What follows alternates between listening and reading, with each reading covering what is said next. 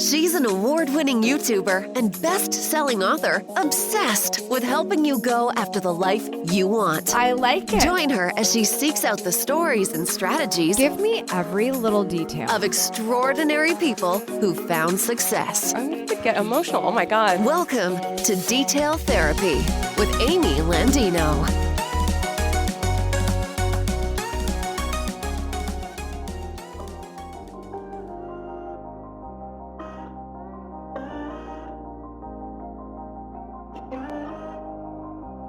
Confidence is a resource, okay?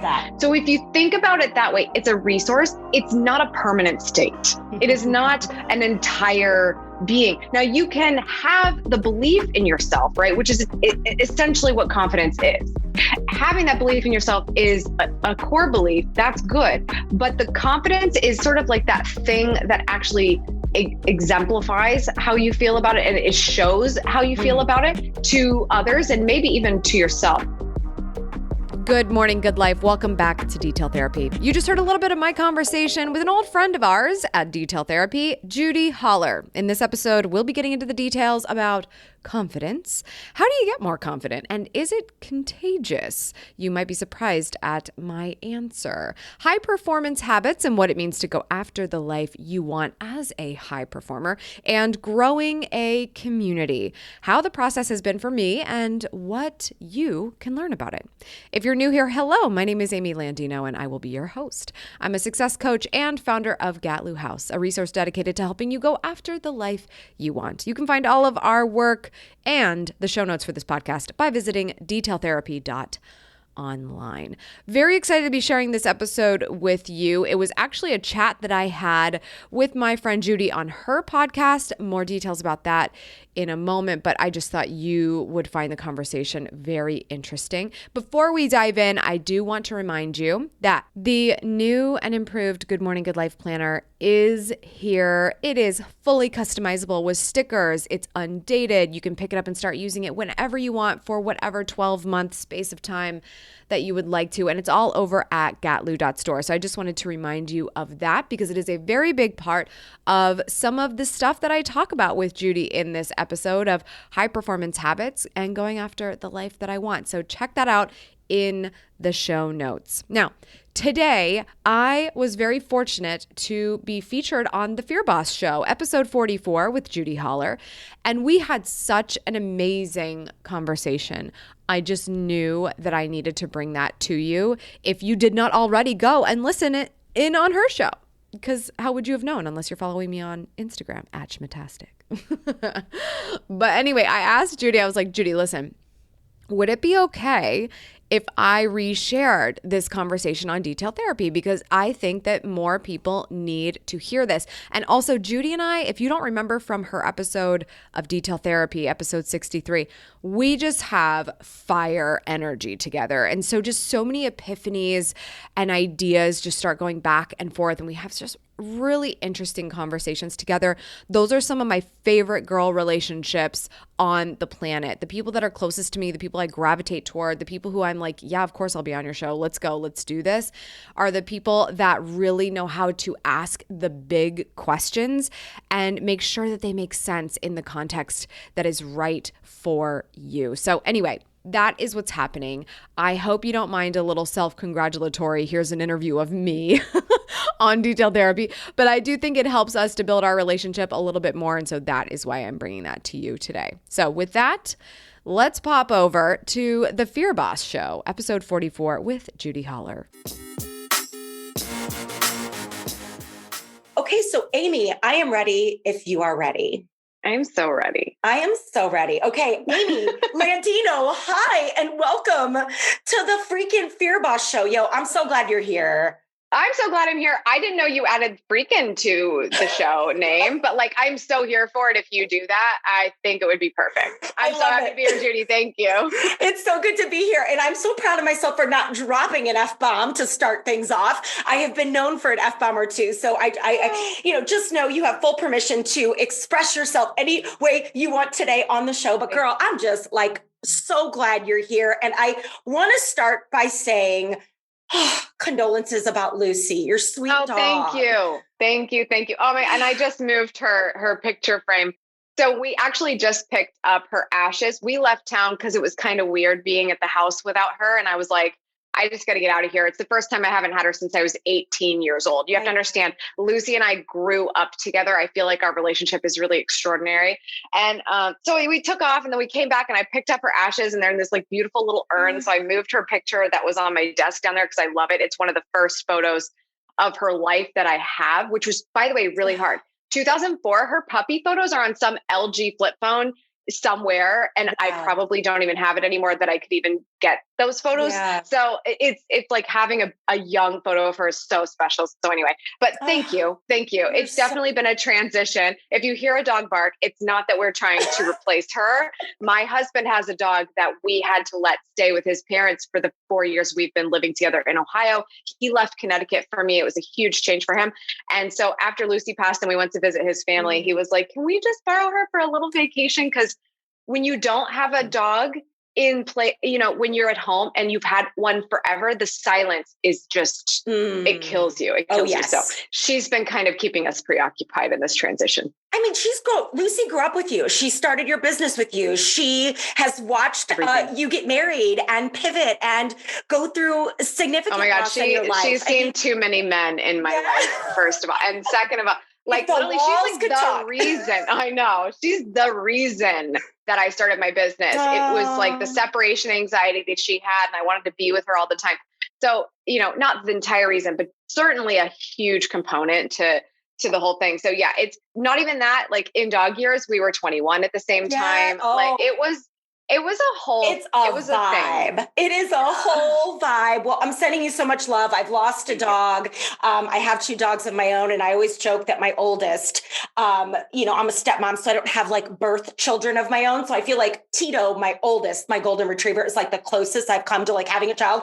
And he literally is like the love of my life. Like I get that. Can't. I'm like, you're forced. Stop growing. So sending you so much love. Dog mom. Lucy. Thank you. Yeah, dog mom. Lucy was certainly such a fun part of your story and will continue to be as you evolve. So, okay.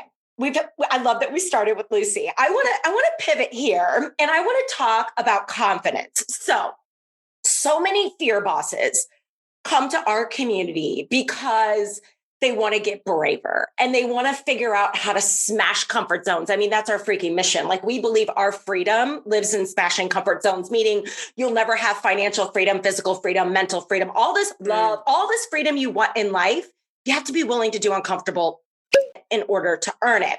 And so fear bosses come to our community because they want to be braver and they want to smash comfort zones. But what they find out, they realize, Amy, is they need confidence, they need energy, they need stamina, they need focus, and we're going to talk about this. They need the high performance habits that are going to get them brave and keep them brave. Because let me tell you, you know as well as I do, bravery is hard. It requires energy and stamina and focus and confidence, like this belief in yourself. So I think a lot of fear bosses may look at you and go, oh my God, she's like this YouTube star. I mean, 500,000 followers throughout your platforms, and you've built this big, juicy, beautiful brand. And I guess the question I want to start with is, are you confident? Like, are you confident? And how do you stay confident? Here's the thing about confidence that I think is really important that I teach people, because I get this question a lot frequently as well. Okay. It sounds so easy to do the things that I talk about doing because of course I've done them because I'm Amy, and it's like, yes and no, right? We've all had to start somewhere. Like me starting was like 18 years old with a dog, right? Like it's that. And where we are today is very different. It takes time. It takes reps. So for me, the way that I like to explain it is that confidence is not it is a resource. Confidence is a resource. Okay. So if you think about it that way, it's a resource. It's not a permanent state. It is not an entire being. Now you can have the belief in yourself, right? Which is essentially what confidence is. Having that belief in yourself is a core belief. That's good. But the confidence is sort of like that thing that actually exemplifies how you feel about it, and it shows how you feel about it to others and maybe even to yourself. So I like to think of it as a resource because you just kind of like pick it up and like put it in your pocket as you go along. The only way that you can do that is by doing things that would cause you to then get more confident, right? So I am not at all confident about speaking Italian whatsoever, but I am working on it. I'm using an app. I have Italian in-laws. And so I'll pick up words and I'll pick up conversations. And so there are certain words that in certain situations, I'll hear them and I will know them and I'll feel more confident that I know what people are talking about, right? You pick that up along the way, you accumulate it. It's a resource that you grow. And over time, by the way, different areas, we're talking about Italian, right? Versus showmanship, versus business, versus becoming a speaker, et cetera, et cetera. You've got to pick it up, doing the work, getting the reps in. So am I confident? No, that's not who I am. But I do have confidence in different areas of my life, less so in cooking and Italian speaking, and more so in making videos, because I've made like 3,000 videos in my career. It's just going to happen. Having a conversation and saying, yeah, sure, I prepped for this interview, but I've done so many interviews. I know my thing. By the way, public speaking, I know you like to talk about that a lot. I am not confident in public speaking. I'm confident in my subject matter. I was terrible in speech class, awful. I would never have guessed in a million years I would be getting paid a lot of money to speak when I go step on a stage for an hour. That's mind-blowing by itself, but it's not the act of speaking alone. It is the ability to communicate a topic and knowing it so well that you can really let her rip up there and motivate people and get people to do something. That took time. I didn't know I had that capability until I started doing a couple of other things first. What are the pockets of confidence that you can start to build if you can't walk on a stage for a number of reasons right now? But if you can't walk on a stage to get that presence yet and get that confidence yet, can you do something smaller that works toward that same resume? Videos are the reason I became a speaker, because I learned how to communicate and also learned what I was even talking about so well. I knew it like the back of my hand and could get up there and just fire off for a number of minutes to an hour. So I believe it's a resource. You build it, you get your reps in, you practice. One of my favorite questions I like to hear and remind myself of, I think I learned from Tim Ferriss and he talks about it, but he probably got it from somewhere else, is what is your version of scales for a pianist? Every pianist that is amazing at what they do, playing music, they don't just practice songs, they practice their scales. So me being ready to speak on stage or to do a live interview or to make a video means constantly learning how to communicate a message effectively. Those are my scales in that particular area. Italian, learning Italian means just using flashcards. That could be your scales. What are those scales that you have to practice? Because just like every other expert in that area, they're doing it too. And if you're not getting that in, you really can't start to grow that confidence. So again, it's a resource. How are you gaining more of that resource? Oh, that is so beautiful. And Fear Boss, you may have to pause, rewind. Do they still have rewind buttons? Yeah, back buttons. And yeah. I use like the 15 second rewind, seriously. Constant. All the time. Amy, that was so beautiful. And one of the things we talk about, and I've never really thought of confidence that way, which is beautiful. Like I just learned something new, that confidence is a resource, because we're sort of teaching inside the Fear Boss community that courage is a resource. It's a skill you build. It's a muscle you use. And the more you use it, the stronger you get. And so we take people to the gym, Fear Boss Fitness, if you will, and we pick up weights of discomfort regularly in order to get stronger. Same with your confidence. And I really believe, tell me this, Amy, do you feel that confidence is contagious? So like when you see someone love themselves or promote themselves in a beautiful way or share a product or a resource, like, does that encourage you to go do more of that for your business? Because people are scared of this, to like sell or ask for something, right? Absolutely. Here's what I think about that. Confidence is contagious when you want it to be. Ooh. Because here's the thing.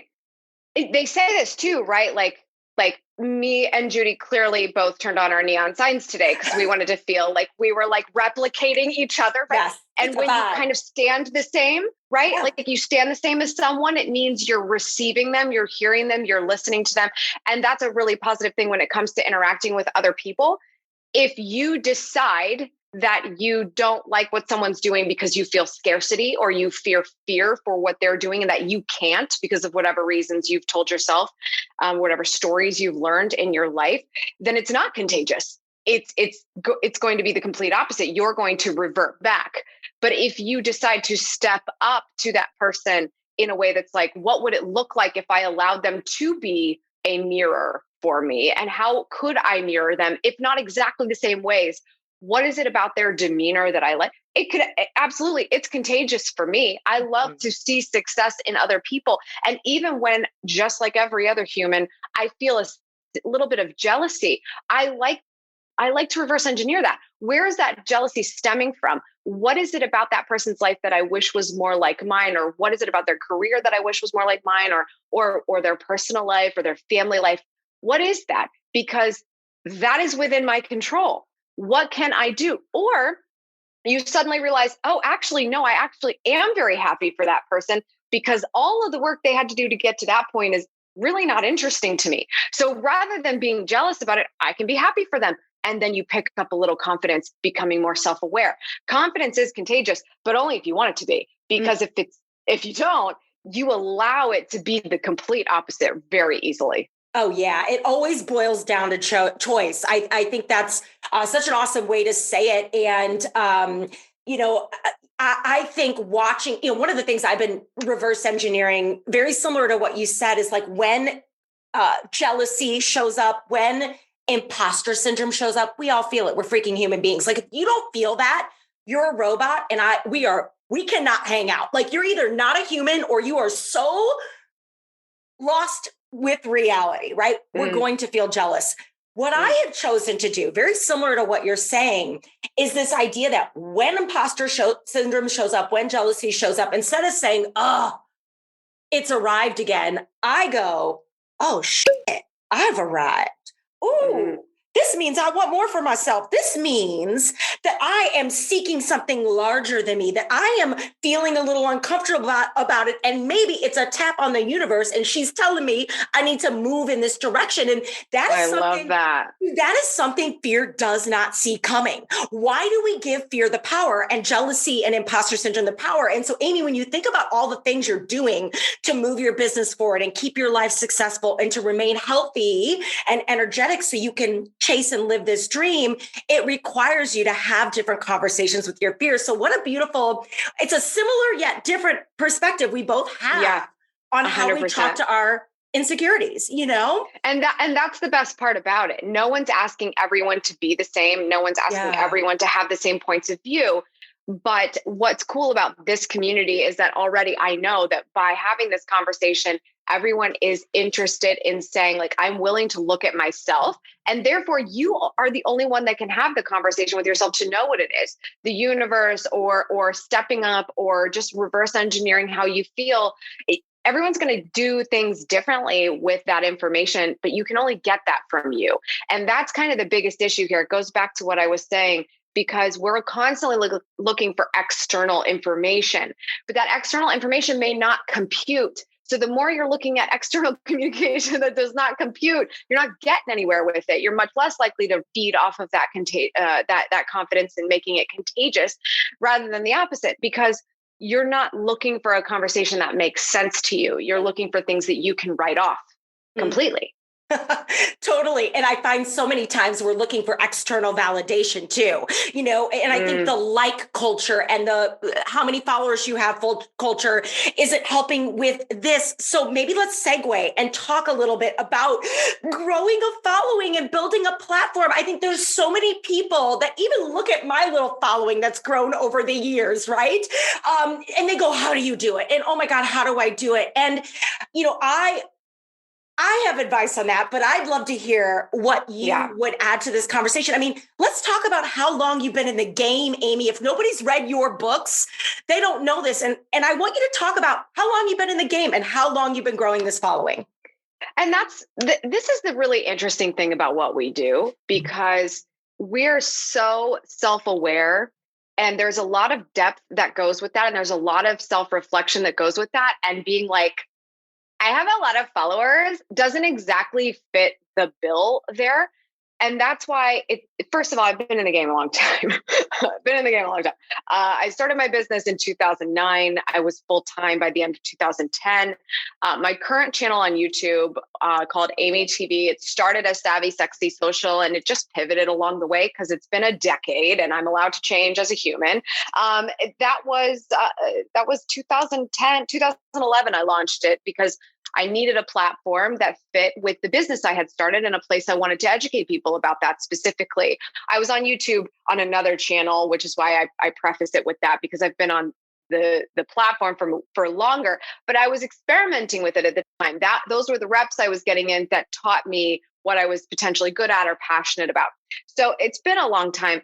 The thing is, what is actually indicative of a person who has gained a following, which is why I am so good with like culture going away. Like, I don't need likes. I don't need all that, because all that these numbers are saying about me is that I have tested and tested and tested and tested and tested a certain methodology. And I'm sharing that journey with people. And there are people who are appreciative of that and are able to do something with it for themselves. That isn't my entire mission, is to help people go after the life they want. So if there are numbers there, that means that there are people who are able to do that. Those numbers, getting to 1 million subscribers, we talk about it and we're like, yeah, let's hit this goal. And it kind of gives a purpose to the audience in terms of something they can control. But it actually does zero for me otherwise. It does zero, because all I need to do is be able to still have a conversation with a very focused group of people about what they care about. As a matter of fact, I think if you looked at how long I've been on YouTube in general, and you looked at the rest of the world, you could call me a failure if you want to, because I should have 10 million subscribers by this point. Because according to who? If I were to be chesty and like talking about things that don't actually matter in the scale of like life planning, I could have a lot of things going for me probably otherwise. But I really like that I can wake up and look at myself in the mirror every day and appreciate what my mission is, and appreciate the people who are in my community that like what we do. Because if not, making the content wouldn't be as fun. Sharing my journey would not be as fun if it was a bunch of people who just helped the numbers go up, but didn't actually care about the mission. That's what I wish people would focus on. And that's why it's like, I hate hearing people say like, oh, just a little following I have. It's like, same here, a little following. It's all a little following, because the following part of it doesn't actually matter. It is that we can come together as a tribe and have a conversation and have commonalities. That's the entire reason I got on the internet in the first place. I felt different. I felt like I didn't have friends. I felt like my family didn't get me. And it was like, I just have to go find people that think like me. That's how everyone started on YouTube, especially back in the way back in the day. We're talking about the most unpopular people at school trying to find their tribe. So they turned a webcam on, and then they went on to be incredible. But the point is not to have the biggest, it's about to having the most impact, in my opinion. And I think anyone in this community might feel the same way, especially if you can then, let's just talk finances. You've got to just be able to reverse engineer a business plan from that. If you have a plan where if I have 3 clients, then I am full-time in my business, great. 3, we're talking 3. How many followers do you actually need to convert? You're testing your ability to convert just those 3 people on a bunch of other people and hoping you need them to tell you how good of a job you're doing. That's where the numbers end up coming from. So they matter from a how are we doing standpoint, but not how relevant am I, period. And I want people to get that, because it really doesn't matter. I mean, my year, every single year, best year ever, best year ever. 2020 is a really terrible year for a lot of reasons. People are dying. I lost my dog. People are losing their jobs, et cetera, et cetera. But the business continues to still grow, and that can always change. But what that shows me is it doesn't matter how many followers I have. It doesn't matter how many we grew this month, because things are still going well, because the existing audience sees me and receives me. Yo, I don't even there are so many things you said that are so beautiful and so important. This is definitely another spot, Fear Boss, where you're going to go back 15 seconds, 15 seconds, 50 seconds, re-listen to that. But what I loved I like to do that. I like to give you too much to unpack. Sorry. So good. Our clips are, our clips are going to be on fire. So what I really received from what you just said is you said the likes, I'm paraphrasing, the likes don't matter. It doesn't make you relevant. It kind of circles back to confidence. You trust yourself. And because you're a confident human being out there running the reps, experimenting, Fear Boss. Did you hear her? We love fear experiments in the Fear Boss community. So she's out there experimenting, trying new things on, playing, running the reps, which is how she's been able to create content that scales. Because if you disagree, let me know. I really believe you're one of those people I follow online that does a lot of learn from me content and not look at me content. And this is what I'm always trying to tell people. Like, yes, I want to look at you, but I'll love you forever if I can learn from you, if you can help me save time or money or teach me something new or inspire me to think a different way. And so I'm always challenging people to, post less look at me content and more shit. Here's what I've got to say. And share this with you, So I love that. So Amy, let's, before I get into our little rapid fire, keep us on time here. I want to know about, okay, so we've got to touch on the one thing we have so in common, which is high performance habits. You just put out your second book. It's a book called Good Morning, Good Life, a badass planner to go alongside of that. You and I definitely have this in common. I believe that it is really hard to live and have a brave life if you are not protecting your energy and staying really focused. And that takes work. So let's talk about high performance habits. Why Good Morning, Good Life? Why this book? Why now? I never do anything specifically a product that, is a serious business decision unless I'm being asked for it. We had a lot of great conversation in all of really 2018 about the concept of having a morning routine, where I really started sharing, hey, I have a morning routine every day. And the more you kind of unpack that with people, they're very interested to learn, well, what does that look like? Why do you do that? I can't do that because X, Y, Z. And that whole conversation needs to play out. And we just talked about it so much. I was really seeing that people needed like a manual for it. Now, clearly, I did not invent morning routine books. There are many, many out there. There are many YouTube videos about morning routines, but the pain point that I think caused a lot of that lack of confidence, where people were saying, I can't, my kids, my this, my job, my boss, whatever, like everybody's unreasonable. I can't possibly take control of my life. Those conversations happening made me realize that the landscape of a morning routine was misunderstood as a very specific list of things you had to do. And I don't think of it that way, because I like everything to be customizable to someone's own life experience, especially if you've got more family members in the house, or you might work a night job and your morning starts at 1 o'clock in the afternoon. So there's a lot of different things to consider. And that's really why I wrote Good Morning, Good Life. It became this mantra for a lot of what we were talking about. And to me, I think if you can start the day on your terms, that's what we talk about, getting your reps in with actually being able to feel like you can take control of your life. If you're feeling very out of control, or if you're feeling like it's go with whatever people tell you what to do, you've got to be able to feel the fact that you have control over it at some point, when better than the first thing you do in the morning. Oftentimes we completely throw it away and we're like, oh, my phone's on my nightstand, immediately giving the day away to the rest of the world. What does the email say? What am I supposed to feel based on what happened on Twitter last night, et cetera, et cetera. That's an example of not taking care of you first thing. Now, I don't know if, you might read a morning routine book and say, like, I want to do all those things that they said, and that works beautifully for me. Awesome. To me, I thought it was like, if you just kind of fill these couple of pockets in your morning, then you're going to start the day off on your terms. And it could take 5, 10, 15 minutes, or it could take an hour and a half. It's completely up to you. And now you can go about your day feeling like you got a little bit of yourself before you had to start reporting to the rest of the world. That's why I wrote the book. I wanted people to have a customizable morning routine that actually worked for them, but did them a justice. Oh, so good. And one of the things we talk about all the time, Fear Boss, you've heard me say it a million times. When you own your morning, you own your day. When you own your days, you own your life. Yet it's that uncomfortable work people don't do. I mean, if it was easy, everybody'd do it. So you're going to have to show up. 100%. And I hear all the time, everybody's like, oh, I love your Peloton bike. Does it work? Or I love that you use goal focused planning. Does that work? Oh, I see you do green juice. Does it work? Well, the question is, will you work?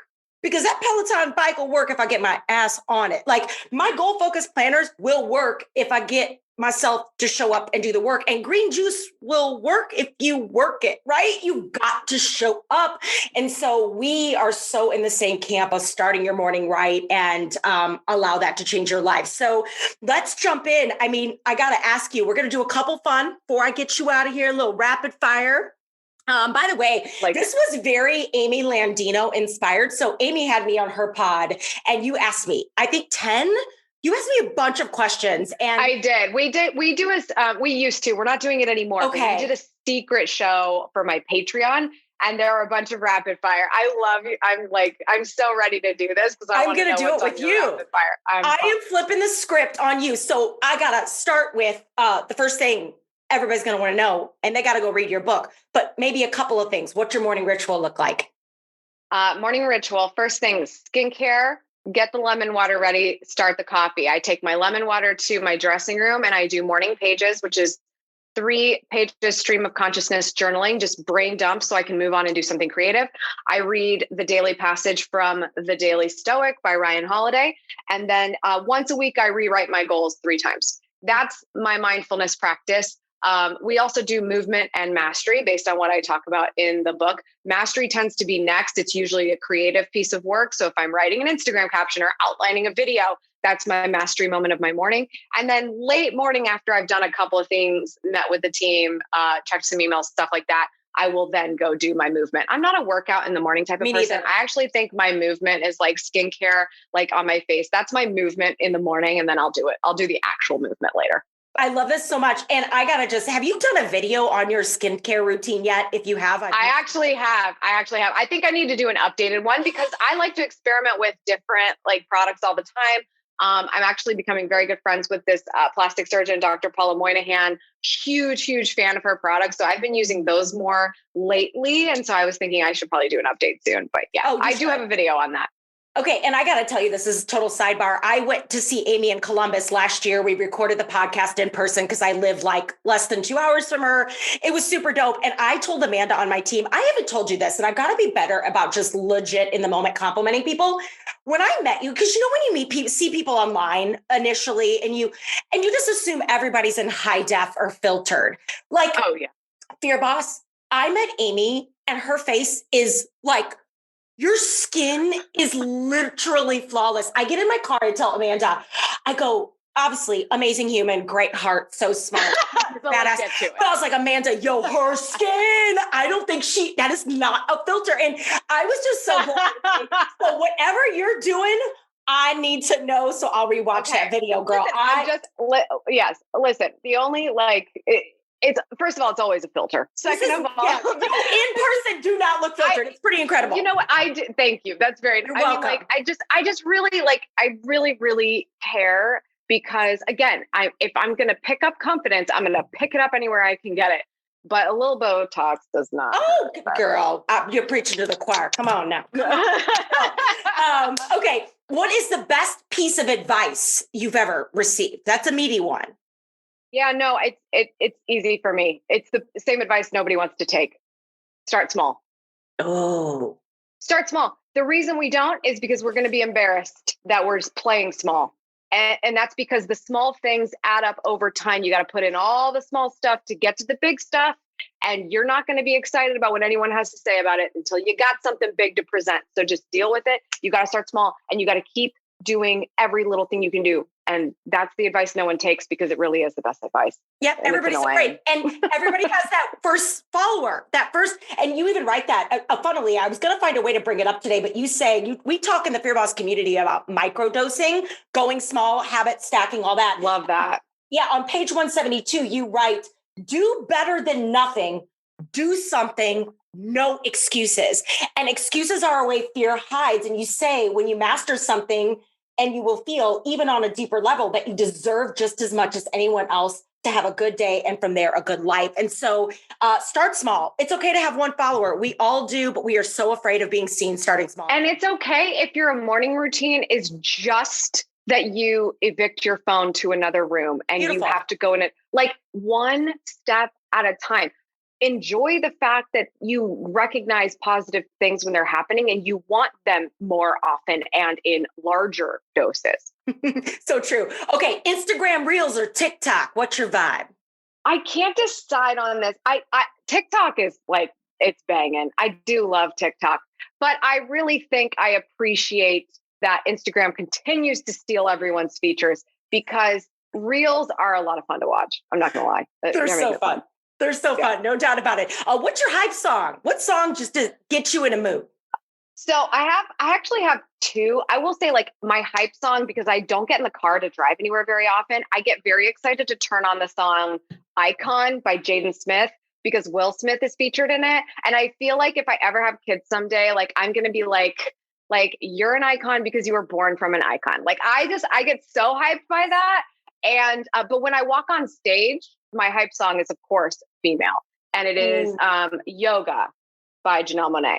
And I love that song. That song. That's a good one. I have never heard Icon, so I can't wait to cue that up. And wow, what a good walk-on song. Love it, love it. Coolest person. Also, watch the video. Sorry, watch the video when like Will and Jaden are performing Icon together. It's like, oh, I wish I was in that audience. It's my God, I just love it. I love that energy. I love good family energy. It's awesome. Yeah, totally. And to be an icon born from an icon. I mean, hello. So cool. So cool. And I love that, by the way, this is why I love people that don't play small. Like, I love that you just claimed that. Like, you've already been like in your head saying what you're going to say. Like, you're an icon, daughter, son, because I'm an icon. Why do we? Right. You guys were afraid. But it's like also a goal, right? Like, yes. I'm not an icon yet, but definitely by the time I have kids, I gotta be an icon. I gotta be an icon. Right? I love it. I love it. So good. Okay. Speaking of icons, who's the coolest person you've ever met? I would have to say the coolest person and also the coolest situation. Leah Pipes. She's an actress. She was in the movie Sorority Row, and she's more famous for CW, The Originals. It was like a spinoff of Vampire Diaries. She tweeted a video of mine and said, "This is what people need to be watching, not this other crap." And I was like, oh my God. And I was like, thank you. That was so nice. And she said she'd be on my podcast. She was the first episode of Detail Therapy. I went to her house in LA. I don't remember where it was in LA, but she was so cool. And it was like one of those moments where I was like, I'm actually meeting a famous person and she's legit. So I fully enjoyed her. Gosh, that's amazing. What a cool story. And again, what can happen when you're brave enough to put yourself out there? And, I know. You earned that. I have no idea how she found that video. Actually, I do because we had the podcast, but it was, You never know how it can happen. So dope. What a good one. Favorite book? I think I have to say The Daily Stoic by Ryan Holiday because I literally read it every single day. Yeah, I think no matter what your philosophies are in like life or religion or your spirit, it's just so great to start the day with a point of view about like, how can I just maintain stoicism at some point in my day so that I'm not like at the mercy of every situation and constantly feeling stressed or whatever. So I can't not read that book every morning. It's great. So beautiful. Best purchase under $100 lately. What you got? Okay. So many. So if you actually want like the full situation, shine.squad.secrets on Instagram. We share everything that I love follow. there. I'll link up and show notes. It's fun. It's so fun. But I have been I bought this cutting board, and it's a bamboo cutting board, but it has like a slit at the end. So when you cut your vegetables, you can slide it down and it goes into a compartment. Then you can move that compartment. So you have like 4 little drawers on this cutting board. So if you're like me and you're like really, really new in the kitchen, but you're like cutting vegetables very carefully, like this is such a fun little partner. I love it. I think it was like $40. Stop. Okay. So good. Fear Boss. I'll link up in the show notes. I love following your your tips on Instagram, all your fun store purchases. So yeah, I'll link up to all of that. And last question. I mean, I cannot get you out of here without asking you this question. If I were to offer up the term to you, Fear Boss, what does it mean to you to live, be, and think like a fear boss? What does that mean for you? I just love the phrase so much. When I think of it and when I think of you, Judi, and I think of everyone in your community, I honestly think like when you recognize challenges and rise to the occasion, you are a fear boss. You do not have to be unafraid in order to master your fears. Yeah, we love to say there is no fearless, only, the ability to fear your fear just a little bit less. And that's what makes you brave. Like, we don't need to chase fearless. We don't need to chase perfection. None of that exists. Elizabeth Gilbert, final thought, Elizabeth Gilbert wrote in her book, Big Magic. Have you read Big Magic yet? I have. It's fabulous. I just read it when we were driving around Italy last summer. So good. Phenomenal. Fear Boss. Yeah. Go run and get that book. I write about that book in my book, Fears, My Own Boy, and tell the story about how I came up for the idea of my book in that book. But she wrote, the only fearless people I know are 5-year-olds and sociopaths. And I thought that was so beautiful because that I was is such a good line. Oh, like, I don't need to be fearless. I just need to be brave. And that is how we move forward. And Amy, that is how you show up in the world. Keep being brave, keep building beautiful things, keep leading with love. You are such a gift. I'm so glad I've gotten to know you personally. And I can't wait to get to Columbus and have a glass of champagne with you sooner than later. But just thank you for all you do. You're the real deal, girl. Thank you, Judi. I feel the exact same way about you. When you came to do my show, I just felt like we were at the same level. And I love having that energy with somebody. So thank you for having me on, and thanks for being you. Judi, thank you so much for having me and also for letting me share this message with the detail therapy community. You're a rock star, my Ohio sister down the street, down the road. Hopefully, we're going to be able to get cocktails someday soon. You guys go check out Judi on Instagram and make sure you subscribe to the Fear Boss Show. She's got amazing people that she features and clearly very good conversation to tune in for. So all of that will be in the show notes. Be sure to check it out. If you thought that this episode was useful, be a connector, help somebody out, share it with them, and let them know, hey, I think you might like this. It helps all of us move forward toward the life that we want. And if you'd like to share your thoughts in an iTunes review, I will be selecting at random very, very soon a special listener to win the Good Morning Good Life Planner. So take a couple minutes, share your true and honest thoughts about this show on iTunes. That helps us out a ton as well. That's all for today. Thank you so much for tuning in. I appreciate it as always. Remember, subscribe for good vibes, kiss the ones you love, and go after the life you want. I'll see you back here next time. Cheers.